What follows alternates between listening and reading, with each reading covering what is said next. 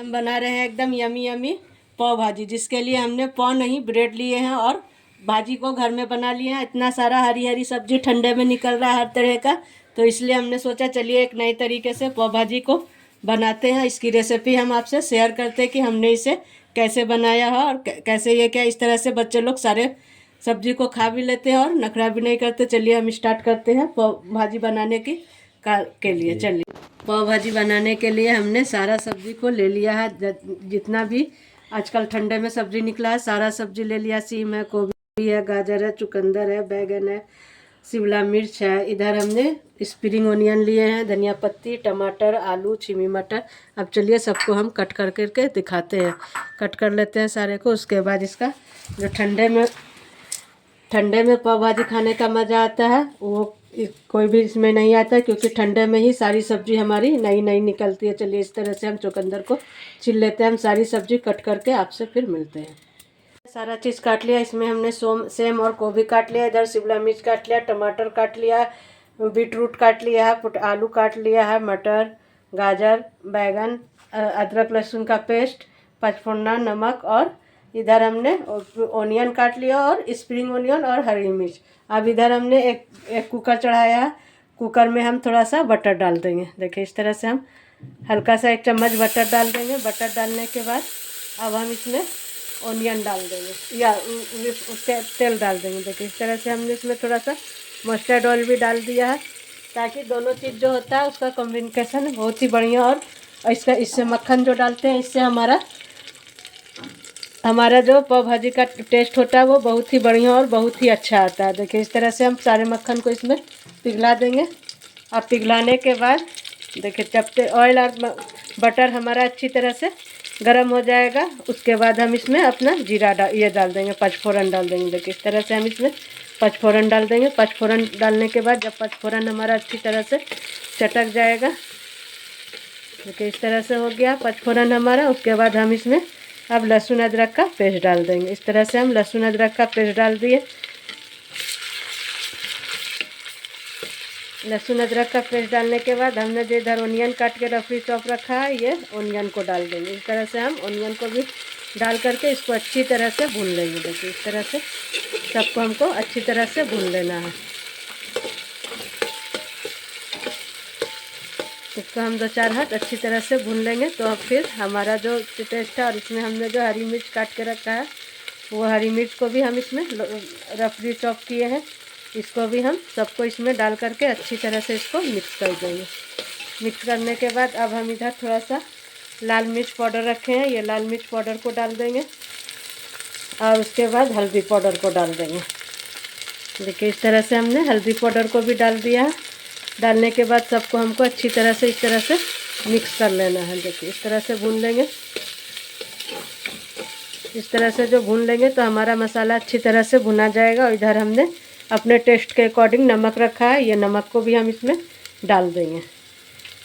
सारे चीज़ को डाल करके सारे मसाले को हमको अच्छी तरह, अब देखिए ये हमारा मसाला अच्छी तरह से भुना गया है, तेल हमारा ऊपर आ गया है। इसका मतलब कि मसाला हमारा एकदम बढ़िया से तरीके से भुना गया है। भुनाने के बाद अब हमने जो मसाला सब वेजिटेबल काट के रखा, इसमें हम पहले रूट बीट को डाल देंगे। रूट बीट को डालने के बाद इसको हमको अच्छी तरह से 2 हाथ चला लेना है, ताकि इससे जो रूट का जितना भी ये है वो ख़त्म हो जाए। उसके बाद इसमें हमको बैगन डाल देना है। देखिए इस तरह से हमने बैगन डाला है, सारे बैगन को डाल देंगे। उसके बाद हम पोटैटो डाल देंगे। इसी तरह हम सारे वेजिटेबल को इसमें डालते जाएंगे।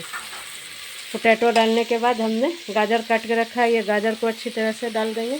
सबको हमने काट करके वॉश कर धो लिया था। अब इधर हमने शिमला मिर्च रखा है, यह शिमला मिर्च को डाल देंगे। शिमला मिर्च डालने के बाद हमने इधर स्प्रिंग ओनियन रखा है, इसको भी डाल देंगे। डालने के बाद सबको हमको अच्छी तरह से फिर चला लेना है। देखिए इस तरह से हम इसको चला लेंगे। सब्जी डाल दिया। अब हमने जो सेम मूली और गोभी काट के रखा है, इसको भी हम इसमें डाल देंगे। अच्छी तरह से वॉश करके इसको भी हम डाल देंगे। सब चीज़ हमने डाल दिया है। डालने के बाद इसको हम अच्छी तरह से मिक्स कर लेंगे। मिक्स करने के बाद अब हम इसमें मटर डाल देंगे, मटर और उसके बाद टमाटर। इस तरह से हमने सारा वेजिटेबल डाल दिया, टमाटर भी डाल दिया। इस तरह से जो हम पाव भाजी बनाते हैं वो बहुत ही टेस्टी और बहुत ही यमी बनता है। देखिए इस तरह से हमने सारे सब्जी को सबको डाल दिया। डालने के बाद अब हम इसमें 2 सीटी लगा देंगे, डंठल डाल देंगे और जब बनेगा तब उसके बाद हम थोड़ा सा धनिया पत्ती डालेंगे। अभी खाली हम सिर्फ डंठल डाल दिए हैं ताकि ये सारे वेजिटेबल के साथ ये भी अच्छी तरह से गल जाए। गलने के बाद अब हम कुकर को बंद कर देंगे 2-3 सीटी के बाद, तब इसको खोलेंगे।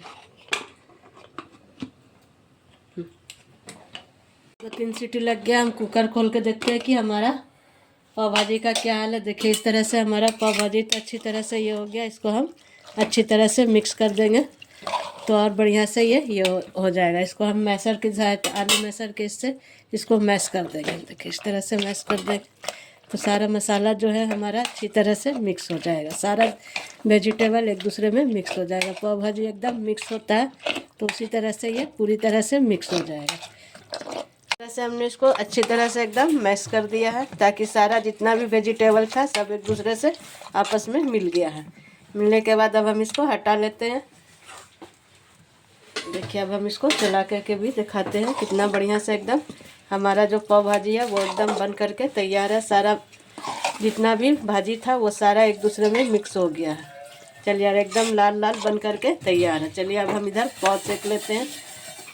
चलिए अब हम लोग के पास एक ट्विस्ट है कि हमने पाव नहीं ब्रेड, सिंपल ब्रेड मंगाया, उसको हम सेक करके दिखाते हैं कि पाव भाजी के साथ हम इसको कैसे खाते हैं। हर कोई तो पाव में खाता है तो हम सोचे चलिए आपको सिंपल भाजी में, सिंपल ब्रेड में करके दिखाते हैं। अब चलिए इसमें हम थोड़ा सा बटर डालेंगे।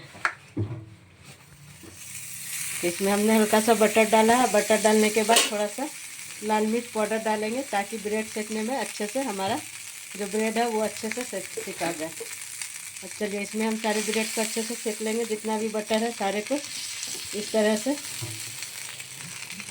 इस तरह से हम सारे बटर को अच्छे से एकदम क्रंची कर करके सेक लेंगे।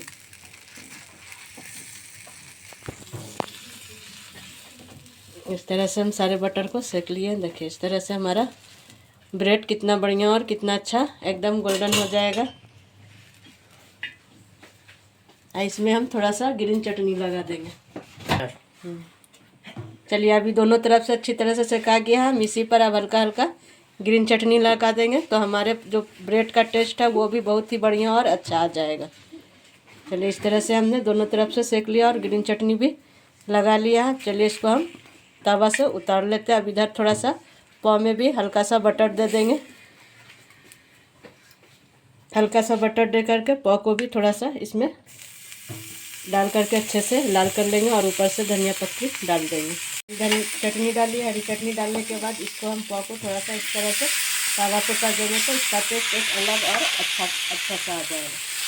इस तरह से हम सारे पाव को इस तरह से, सारे पाव भाजी को हम इस तरह से कढ़ाई पे बटर डाल करके हल्का सा इसको और अच्छे से गरम कर लेंगे ताकि ये जो इसका टेस्ट है ये एक्टिव हो जाए।